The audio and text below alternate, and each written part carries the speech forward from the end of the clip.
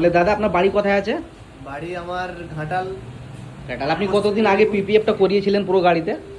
PPF ছিল 1 মাস plus 1.5 মাসের কাছাকাছি হয়ে গেছিল। আপনার কি হয়েছিল যে আপনি এসেছিলেন দাদা এখানে? এখানটায় হালকা স্ক্র্যাচ হয়ে গেছিল, আমার হাত থেকে নিজের ভুলেই পড়ে স্ক্র্যাচ হয়ে গেছিল। যখন পিপিএফটা তোলা হয় তখন দেখছি অতটা আর কিছু নয়, আর এখন আবার ঘুরে যখন রিপিট করে আবার পিপিএফটা করি তখন আর কোনো কিছু দাগ নেই।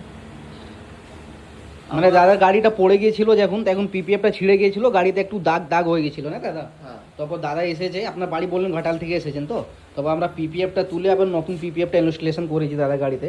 এখানে এই জায়গাগুলো দাগ ছিল, একদম হোয়াইট কালারের দাগটা দেখা যাচ্ছিল পিপিএফটা যখন আমরা ইনস্টলেশন করলাম, তারপর তো এখন তো দেখা যাচ্ছে না। আর কাজটা কীরকম লেগেছিল দাদা যখন আমরা করেছিলাম? না, কাজ আগের বারেও যে কাজ হয়েছিল কোনো অসুবিধা নেই।